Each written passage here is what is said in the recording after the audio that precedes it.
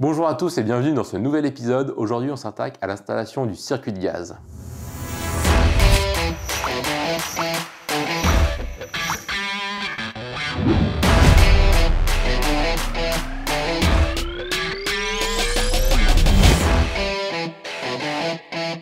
Devant moi et derrière moi, j'ai tous les équipements qui vont nous servir à faire l'installation de ce circuit. Bon, il manque quand même quelques éléments, notamment les équipements qui vont consommer le gaz. Donc c'est le boiler pour chauffer l'eau et la gazinière avec le four et les plaques de cuisson. A noter que l'installation du circuit de gaz, elle commence pas maintenant, mais elle a déjà commencé il y a quelques semaines au tout début de l'aménagement. En effet, quand on a fait les ouvertures dans la tôle, on a également prévu les ouvertures pour le circuit de gaz, c'est-à-dire deux ouvertures, l'aération basse pour le coffre de gaz étanche et l'ouverture pour la coupelle de remplissage en GPL qui est déjà montée dans le fourgon. Le coffre de gaz, c'est une obligation pour l'homologation VASP pour venir mettre la bouteille de gaz, donc ça doit être un coffre étanche pour éviter les fuites de gaz à l'intérieur du véhicule. Et pour des questions de sécurité, on va être obligé de faire une aération basse dans ce coffre de gaz pour que les gaz puissent s'échapper à l'extérieur du véhicule en cas de fuite au niveau de la bouteille. Donc on a déjà tout positionné. Contrairement à notre précédent fourgon, on va faire le trou pour l'aération basse tout de suite avant même de faire le plancher, parce que là c'est très facile à faire, on peut repérer assez facilement les châssis avec les points de soudure. Donc là c'est la zone qui est en rouge. C'est la zone qu'on ne peut pas percer parce qu'on ne peut pas traverser le châssis. Et du coup, on a tracé ici le trou pour venir mettre la grille d'aération. Donc une 100 cm² pour respecter les normes VASP. Concernant la surface de l'aération à prévoir dans votre coffre étanche, la norme demande un minimum de 100 cm². La taille de l'aération basse dépend également de la surface du plancher du caisson étanche et elle doit correspondre à au moins 2%. On n'oublie pas les lunettes, les gants et les bouchons d'oreille. Si pour diverses raisons vous souhaitez installer une aération basse et une aération haute, c'est tout à fait possible, mais les attentes sont différentes. Chaque aération devra avoir une surface de 50 cm² au minimum et correspondre à au moins 1% de la surface du plancher du caisson étanche. Allez, il passe bien. Ce côté-là, je pense qu'on en mettra une autre par en dessous. Hop. Et ça passe bien aussi. Nickel. On passe à la seconde ouverture de notre installation de gaz. Si comme nous, vous avez fait le choix du GPL, il est obligatoire d'installer une coupelle de remplissage à l'extérieur du véhicule. Elle permettra de remplir le réservoir à la station-service en toute sécurité. Attention, la coupelle doit être placée à plus de 50 cm de toute aération ou ouverture, y compris les portes. Et maintenant que l'ouverture est faite, on va pouvoir s'attaquer à la fabrication du caisson étanche. On va commencer par fabriquer un meuble en contreplaqué qui accueillera la bouteille de gaz. Donc nous, on a choisi de le faire en contreplaqué de 15 mm, donc un contreplaqué relativement épais, parce qu'on voulait avoir un meuble qui soit assez solide parce qu'on a notre lit qui va venir reposer dessus. Et l'autre avantage du 15 mm, c'est que vu que c'est assez épais, c'est assez facile de venir visser des éléments dedans, notamment les éléments qui vont avec la bouteille de gaz, le détendeur, etc. sans avoir les vis qui traversent totalement le contreplaqué, donc ça facilite pas mal la vie.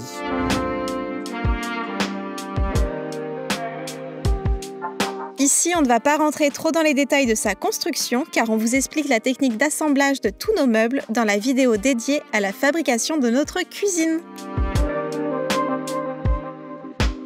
Et voilà à quoi ressemblera notre coffre de gaz. Donc là, on l'a pas encore collé, on a juste préassemblé pour vérifier que tout fonctionnait. Bien sûr, si vous avez l'œil, vous verrez qu'il manque un petit truc. Il manque la porte, ce qu'on va faire après. On a décidé de d'abord le coller. On viendra ensuite faire une découpe pour mettre une porte, bien sûr. Sinon, le coffre de gaz ne sera pas très utile.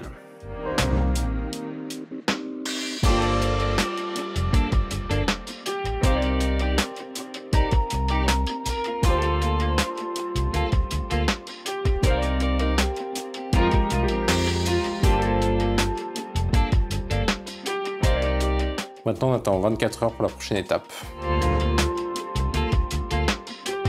Après avoir collé notre coffre de gaz, on a fait toutes les ouvertures. Donc on a fait une ouverture là sur le côté pour aller vers la coupelle de remplissage GPL. Donc en fait c'est un trou rond, on viendra mettre un tube PVC qui ira jusqu'à la tôle. Dans le fond, on a fait l'ouverture pour mettre la grille d'aération du coffre étanche. Et bien sûr, on a fait l'ouverture devant pour la porte. Après ça, vous voyez, on l'a tout peint, on l'a peint en blanc comme tous nos meubles et on l'a verni pour bien le protéger. Maintenant, il ne reste plus qu'à assembler la porte sur le coffre et à le rendre totalement étanche. Donc pour ça, on va faire deux choses. Déjà, on va venir faire un joint en silicone sur tous les coins intérieurs du coffre. Il est vraiment super important de réaliser un joint sur toutes les arêtes du caisson étanche, car le collage des différents morceaux de contreplaqué avec la colle à bois ne l'est pas forcément. Et en plus, la présence de ce joint rassurera le contrôleur lors de l'homologation VASP. En pratique, on utilise du Sika 522 ici, car c'est ce que nous avons à disposition, mais vous pouvez utiliser n'importe quel mastic d'étanchéité. Après avoir recouvert toutes les arêtes, on vient ensuite lisser le joint avec le doigt et de l'eau savonneuse pour obtenir un beau joint bien lisse. Bon, maintenant qu'on a jointé l'intérieur du coffre de gaz, on va passer au joint pour la porte. Donc, on va l'installer sur le pourtour de la porte et il viendra se compresser quand on fermera la porte pour venir assurer l'étanchéité du coffre.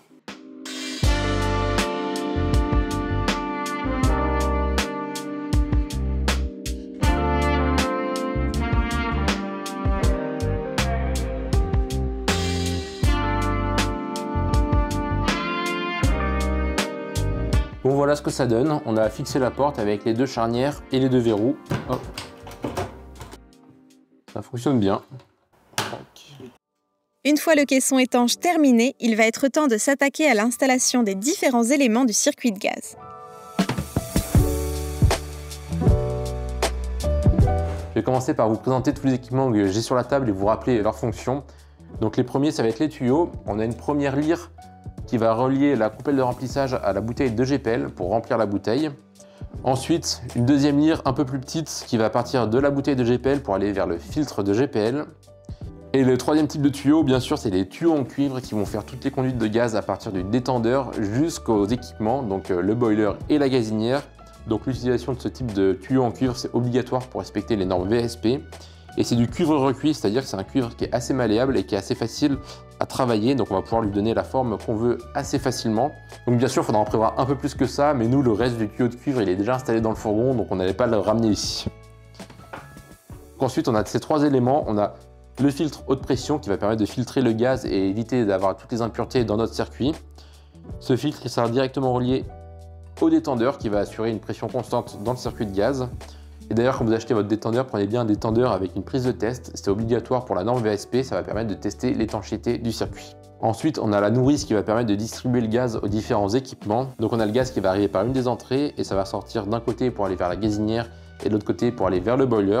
On rajoutera un bouchon d'ailleurs ici parce qu'on n'a pas besoin de cette sortie. Et cette nourrice, elle est équipée de deux vannes d'arrêt qui vont permettre de couper l'arrivée de gaz indépendamment pour chacun des équipements. Donc c'est obligatoire pour la norme VASP d'avoir des vannes d'arrêt et il faut bien en avoir une pour chacun des équipements. Ensuite, on a tout ce qui concerne les raccords. Donc bien sûr, on a les raccords olives.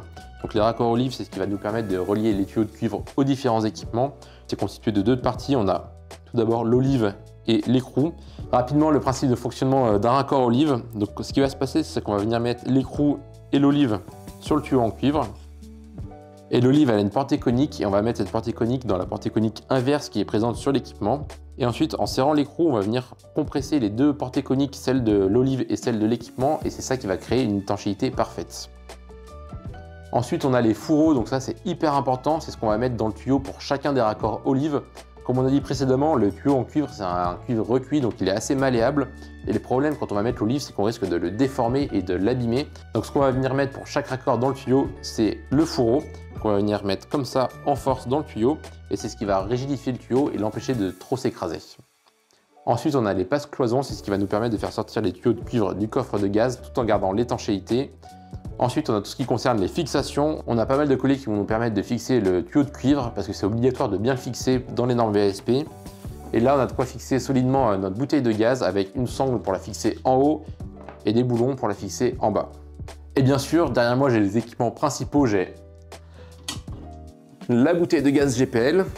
La différence avec une bouteille de gaz classique, c'est que cette bouteille, elle a bien sûr une sortie de gaz pour relier à nos équipements, mais elle a aussi une entrée de gaz pour pouvoir la remplir avec du GPL. Et le plus important, cette bouteille est équipée d'une soupape de sécurité qui va bloquer le remplissage de la bouteille à 80% de sa capacité maximale. Ainsi, la soupape elle va éviter le problème de surpression et ça va vous permettre de remplir la bouteille en toute sécurité. Parce que bien sûr, il est possible, moyennant quelques adaptateurs, de remplir une bouteille de gaz classique, mais c'est beaucoup plus dangereux parce que vous n'avez pas de limite sur la quantité de gaz que vous pouvez mettre dans la bouteille. Et si vous mettez un volume de gaz trop important dans la bouteille, vous risquez de rentrer en surpression et vous avez un risque d'explosion de la bouteille. Donc là, aucun risque, quand vous allez vouloir remplir la bouteille, ça va se bloquer tout seul à 80%. Comme on vous l'a dit dans la vidéo précédente, pour être sûr que votre bouteille soit bien équipée de cette soupape et qu'elle soit bien conforme à la norme VSP, il faut vérifier qu'elle soit bien à la norme 67R ou R67. En général, c'est marqué directement sur la bouteille. Donc nous, c'est marqué juste ici. Donc on est sûr que la bouteille passera bien l'homologation. Et d'ailleurs, la norme R67, elle ne concerne pas que la bouteille, elle concerne tous vos équipements. Donc vérifiez bien que sur vos équipements, vous avez le marquage R67. Et enfin, le dernier élément, c'est le coffre de gaz étanche. Donc c'est un élément primordial de notre installation. C'est d'ailleurs obligatoire pour des bouteilles de cette taille-là. Donc c'est ce qui va vous permettre de stocker votre bouteille de gaz à l'intérieur de votre fourgon ou de votre véhicule aménagé, tout en vous protégeant des éventuelles fuites de gaz. Maintenant qu'on a bien tous nos équipements, on va pouvoir passer à l'installation et on va commencer par vérifier qu'on a bien tous les outils nécessaires. Pour commencer, il vous faudra un jeu de clés plates pour pouvoir serrer tous vos raccords. Sur du diamètre 8 mm, il vous faudra une clé de 17 et une clé de 19 pour vos raccords olive. Je vous conseille aussi d'avoir une clé à molette et une pince pour les raccords qui seraient trop gros pour vos clés. Il vous faudra aussi un marteau, donc ça servira à enfoncer les fourreaux dans les tuyaux. Ensuite, on a quelques outils spécifiques au travail des tuyaux en cuivre. Donc on a tout d'abord celui-ci qui va nous permettre de cintrer le tuyau et d'avoir des belles courbures et des beaux angles. Ensuite, on a un kit de travail du cuivre, donc l'outil le plus important qui va nous permettre de faire les découpes, c'est celui-ci. Et si vous vous demandez où vous pouvez acheter ce type d'outils, nous on les a achetés sur Amazon tout simplement. Vu qu'on ne va pas s'en servir après et qu'on n'a pas beaucoup de tuyaux à couper, on a pris du premier prix et on vous conseille de faire la même chose. D'ailleurs, on vous mettra un lien en description si ça vous intéresse. Pour finir, comme pour à peu près tous les travaux qu'on fait dans le fourgon, il vous faudra des tournevis et des vis pour fixer tous vos équipements. Comme d'habitude, pour faire l'installation de notre circuit, on va se baser sur le schéma d'installation qu'on a fait. Si vous vous demandez comment faire ce schéma d'installation, on vous renvoie vers notre vidéo sur le dimensionnement du circuit de gaz. Si vous ne l'avez pas encore vu, on vous incite très fortement à aller la voir avant de regarder celle-ci, car c'est dans cette vidéo qu'on vous explique tous les équipements qu'il faut installer et notamment comment respecter les normes VASP. Nous, on fait le choix de mettre tous les équipements d'alimentation à l'intérieur du coffre de gaz, mais sachez que c'est pas obligatoire, notamment les vannes d'arrêt, vous pouvez très bien les mettre à l'extérieur. Nous, on fait ce choix-là, comme ça, on a moins de risque de fuite. Si ça fuit, ça fuira dans le coffre étanche. Mais la difficulté qu'on va avoir, c'est qu'il faut réussir à faire tout rentrer, sachant que le coffre de gaz n'est pas très grand. Donc, on va commencer par mettre la bouteille de gaz pour voir un peu l'espace qui nous reste à l'intérieur. Et bien sûr, quand vous mettez votre bouteille de gaz, faites bien attention qu'elle n'obstrue pas l'aération basse. Donc nous, ça tombe nickel. Bon, bien sûr, c'est pas un hasard, on l'avait prévu dès le début, mais vérifiez bien quand même au moment de la fixer. On commence donc par positionner la bouteille et la lyre de remplissage pour nous rendre compte de l'espace disponible pour le reste de l'installation. Comme vous pouvez le remarquer sur la vidéo, la lyre de remplissage est un peu grande et forme une boucle. Cela prend beaucoup d'espace dans notre caisson étanche, mais ça nous permet d'avoir du jeu pour son raccordement à la coupelle de remplissage. Et on va commencer par mettre les passes cloisons, on va les faire passer sur cette cloison-là pour sortir du cave de gaz. Donc on en aura deux, parce qu'on a un tuyau qui ira directement au boiler et un tuyau qui ira directement à la gazinière.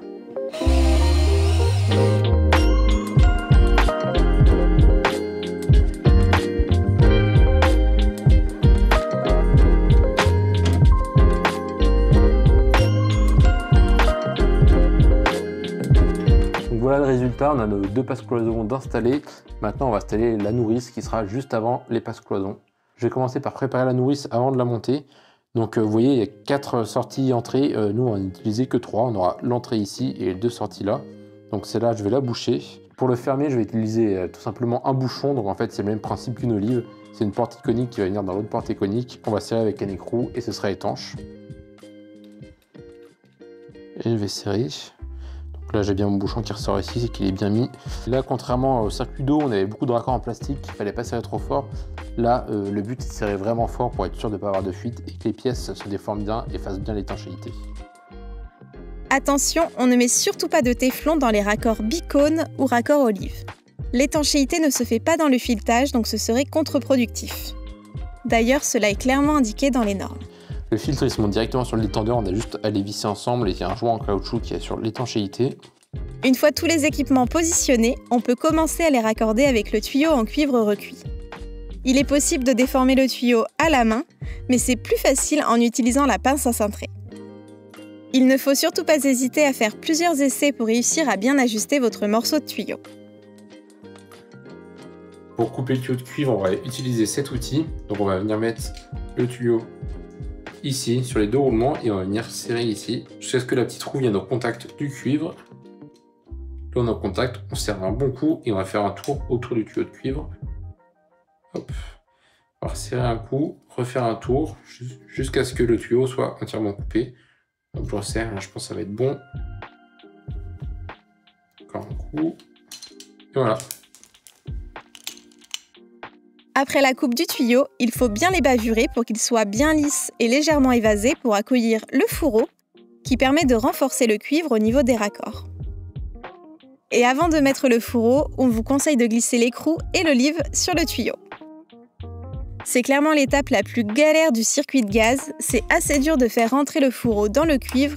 Il faut taper, taper, taper encore et encore. Voilà, là le fourreau il est presque rentré, mais il ne faut pas oublier d'aller jusqu'au bout, de faire rentrer la petite couronne qu'il y a au bout.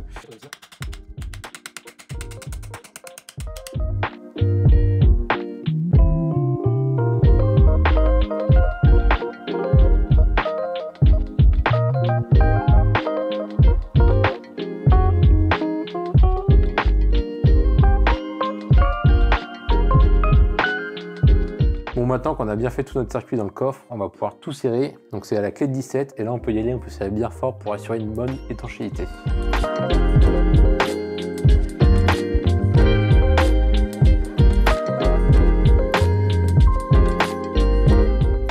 Voilà, on a fini tout le circuit à l'intérieur du coffre étanche. Maintenant on va s'attaquer à la fixation de la bouteille. Pour respecter les normes VSP, on va devoir la fixer en un point bas et en un point haut. Donc en bas, on peut la fixer avec 3 vis, donc c'est ce qu'on va faire. Et en haut, on va venir installer une sangle pour la maintenir contre la paroi du fond. Voilà notre circuit à l'intérieur du coffre. Donc on a la lyre de pression qui monte vers le plafond, où elle rejoint le filtre, puis le détendeur. Après, on passe en tuyau de cuivre. Hop, on passe comme ça, on rejoint la nourrice et on part avec 2 tuyaux, du coup, vers les passes cloisons. Et une fois dans le fourgon, ça ira vers le boiler pour l'eau chaude et vers la gazinière. Donc maintenant qu'on a mis la bouteille et la lyre de remplissage à l'intérieur du fourgon, on va devoir tout relier à la coupelle de remplissage qui se situe juste ici. Ce qu'on vous conseille de faire, c'est d'utiliser tout simplement un tube en PVC de diamètre 50 que vous allez venir coller au niveau de la carrosserie derrière la coupelle de remplissage. Ce tuyau, vous allez le faire ensuite traverser jusque dans le coffre étanche. Et au niveau du coffre étanche, je vous ferai un petit joint en Sikaflex pour garantir l'étanchéité. Et de cette manière, vous garantissez l'étanchéité entre la coupelle de remplissage, votre coffre et votre bouteille de façon hyper simple et hyper rapide. Donc voilà, on a récupéré la lyre, on va pouvoir la connecter à la coupelle de remplissage. Donc là, encore une fois, on ne met pas de téflon parce que c'est des raccords coniques. Le téflon, ça va se mettre que sur les raccords où l'étanchéité se fait au niveau du filetage. Donc là, il n'y a pas besoin et ce serait contre-productif. Il ne faut pas hésiter à le serrer bien fort pour que la partie conique se déforme bien et que l'étanchéité soit bonne. Et voilà. On a installé le coffre étanche avec tous ces équipements à l'intérieur du fourgon. On a aussi mis la bouteille dedans, on a tout bien fixé. On a aussi mis le tuyau en PVC qui permet de rejoindre la carrosserie pour aller chercher la coupelle de remplissage. On a bien tout jointé, donc de ce côté c'est prêt. Il ne reste plus qu'à relier la gazinière et le chauffe-eau. Donc la gazinière, on va partir d'ici. On a notre couronne de cuivre qui arrive là. En fait, elle passe sous le plancher pour rejoindre la cuisine. Donc là, le but, ça va être de partir d'ici. On va remonter comme ça et on va venir s'accrocher sur les montants du lit pour venir traverser tout comme ça, jusqu'au passe-cloison qui se situe juste là. Et ensuite, on fera la même chose pour aller jusqu'au boiler chauffe-eau qui est là. C'est parti. Lorsque vous allez faire cheminer votre conduite de gaz dans votre aménagement, quelques règles sont à respecter. Le contact de la tuyauterie avec les lignes électriques doit être évité par le biais d'un espacement, d'une isolation ou d'une mise sous gaine. Et la distance minimale doit être de 30 mm en tracé parallèle et de 10 mm au point d'intersection.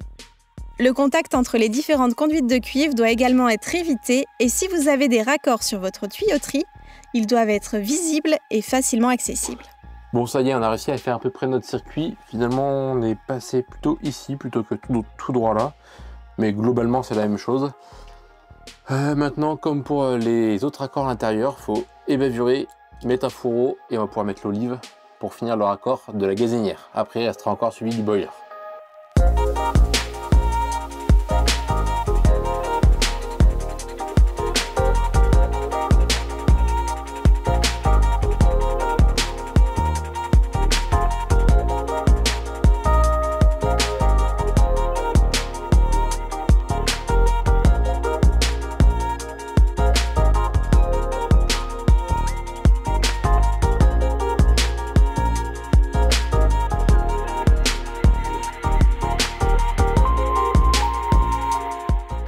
Bon ça y est, on a fini l'installation des tuyaux de cuivre. Donc on a un premier tuyau en cuivre qui part du boiler pour l'eau chaude et qui remonte sur la poutre principale du lit. Utilise la poutre pour traverser de l'autre côté. Il va revenir ici et il va se passer le passe-cloison pour retourner à l'intérieur du coffre étanche. Donc ensuite on a celui pour la gazinière qui arrive depuis le plancher entre les deux réservoirs, qui circule comme ça sous le tuyau, qui passe sur la poutre du lit. Elle passe de l'autre côté pour avoir de la place et pour pas que le tuyau se touche. Elle passe partout derrière et pareil, après elle repasse ici, elle arrive sous le deuxième passe-cloison. Une fois que vos tuyaux de cuivre sont bien raccordés et bien placés, n'oubliez pas de les fixer. Dans la norme VSP, on demande de les fixer tous les 50 cm pour des tuyaux en cuivre. Donc c'est ce qu'on a fait avec ces petits colliers ici. Donc c'est des colliers qui ressemblent à ça, c'est des colliers métalliques avec une petite partie en caoutchouc qui va venir se déformer autour du tuyau pour bien le tenir. Donc voilà, n'oubliez pas d'en mettre tous les 50 cm pour bien le tenir. Et vos tuyaux, il faut aussi les protéger contre les risques mécaniques. Nous, il n'y a pas de problème parce qu'ils vont se retrouver sous le lit, il n'y a aucune chance qu'ils prennent des coups. Si jamais ils sont à des endroits où ils pourraient prendre des petits coups, n'hésitez pas à venir rajouter une petite mousse autour pour bien les protéger. On passe à la dernière étape du circuit de gaz. Donc là, on va valider notre installation. On va ouvrir la bouteille de gaz et vérifier que tous nos raccords sont bons et ne fuient pas. Donc c'est un peu le moment de stress, je vous avoue. Avec moi, j'ai pris de l'eau savonneuse. Donc j'ai juste mis du produit vaisselle et un fond d'eau dans un vaporisateur. Donc si jamais on a une fuite de gaz sur un des raccords, on va pouvoir vaporiser ça dessus et ça va faire des petites bulles. C'est parti. On ouvre. À noter que pour l'instant, on a ouvert la bouteille, mais on n'a pas encore ouvert les deux vannes d'arrêt de nos équipements. Donc s'il y a des fuites, pour l'instant, ce sera avant les vannes d'arrêt. Je vous conseille d'ouvrir au fur et à mesure, comme ça vous testez au fur et à mesure votre circuit.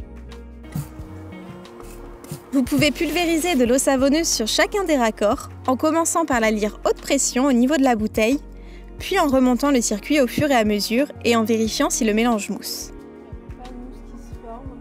Attention, même si vous ne voyez pas de mousse tout de suite, cela ne veut pas dire qu'il n'y a pas de fuite. Si la fuite est petite, cela peut prendre un peu de temps à la mousse pour se développer. Le mieux, c'est de ne pas essuyer les raccords tout de suite et de laisser agir pendant 5 à 10 minutes pour ne laisser aucune place au doute. Et si un raccord fuit, il suffit en général de le resserrer bien fort, puis de le retester juste pour ici, vérifier. On voit bien qu'on a une fuite, donc ça fait plein de petites bulles. Pour exemple, sinon, là on a mis notre petit mélange d'eau savonneuse et il n'y a pas de bulles qui se sont recréées. Il y a des petites bulles, mais c'est les bulles de l'eau savonneuse qu'on avait mis initialement. Ici, on voit vraiment que ça a fait un nuage de mousse. Donc ça, c'est signe d'une fuite de GPL. Et donc, il va falloir qu'on resserre nos raccords. Maintenant, on va tester le réseau de la cuisine. On a ouvert les deux vannes d'arrêt. Et on a du gaz dans tout le circuit. Il faut bien tester aussi les passes-cloisons. Il faut penser à tester à l'intérieur et à l'extérieur. Il ne faut oublier aucun raccord olive. Au final, on a eu seulement 2 petites fuites qu'on a corrigées facilement en resserrant les raccords. Et si comme nous vous avez un réservoir de GPL, il ne faut également pas oublier de vérifier les fuites sur la lyre de remplissage lorsque vous irez le remplir. Ça y est, tout est raccordé. On a vérifié, on n'a aucune fuite sur le raccord de gaz. Donc on va pouvoir la tester. On va tester pour la première fois le chauffe-eau. Attention par contre, il ne faut surtout pas l'allumer s'il n'est pas plein d'eau. Donc là, on a bien fait notre mise en eau au préalable. On va le faire fonctionner pour la première fois. C'est parti. C'est bon, on peut voir qu'il est bien lancé. On voit la flamme à travers la cheminée d'évacuation.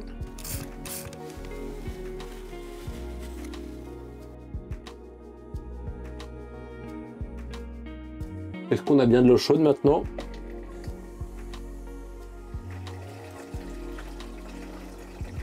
Eh bah oui, direct. De l'eau bien chaude. Et maintenant que tous vos raccords sont bons, votre installation est terminée. Bravo à vous! Si vous avez des questions, des remarques ou des idées à partager, on vous attend dans l'espace commentaire sous la vidéo.